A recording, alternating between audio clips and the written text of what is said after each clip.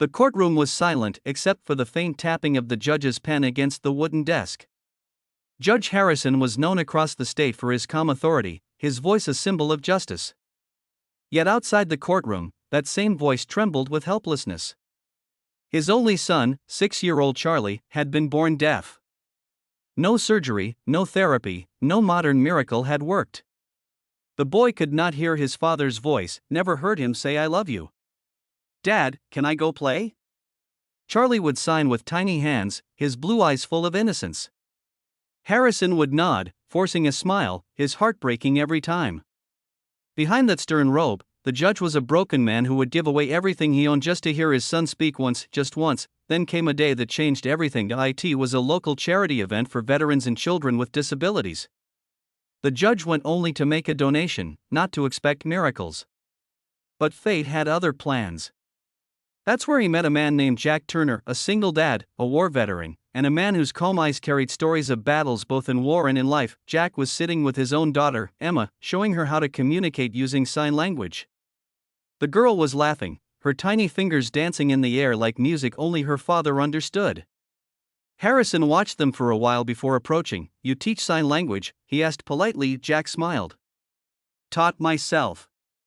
My daughter lost her hearing in an explosion, years ago. But now she hears me again, just not with ears." The judge was confused but intrigued. "What do you mean?" Jack leaned closer. "Hearing isn't only about sound. It's about connection. Sometimes, when people stop listening, it's not the ears that are broken, it's the heart." That night, the words wouldn't leave Harrison's mind. Connection. Heart. Could that mean something more than medicine ever offered? Days passed, and Harrison visited Jack again, bringing Charlie with him. Jack knelt before the boy, eyes kind but intense. He pulled a small wooden box from his pocket.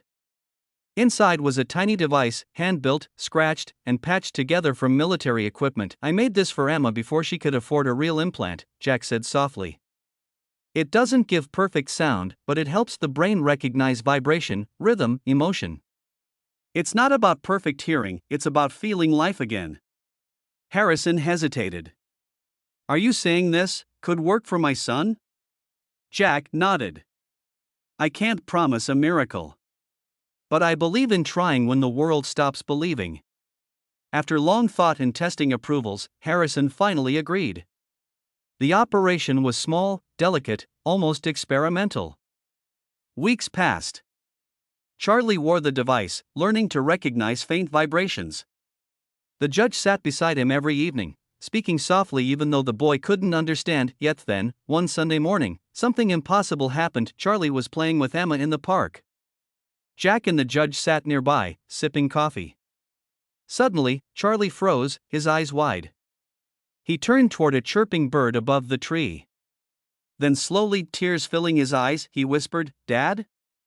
The judge dropped his cup, heart pounding. He ran to his son, kneeling down. "Charlie, what did you say?" The boy blinked, tears rolling down his cheeks. "Dad, I heard you." Jack stood quietly behind them, smiling, emotion thick in his voice.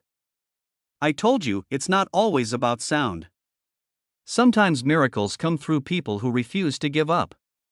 In that moment, the judge hugged his son tighter than ever before. The boy laughed, hearing his own sound for the first time, a soft, pure laugh that seemed to heal every scar in the judge's heart. Months later, Charlie could speak small words, then sentences. He attended therapy, grew stronger, and began to live a normal life. Jack became more than just a friend, he became family. The judge often said in interviews, "A veteran taught me something no courtroom ever could. Sometimes the bravest hearts don't fight wars, they fix broken souls."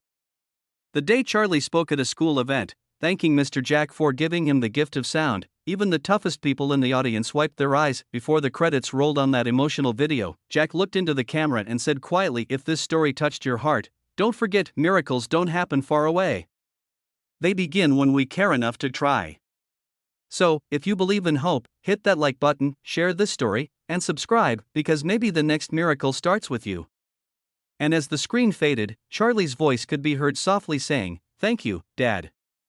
Thank you, Mr. Jack." The crowd went silent. That applause filled the air, real, powerful, unforgettable, because sometimes, the most beautiful sound in the world isn't music or laughter, it's hearing "I love you" for the very first time.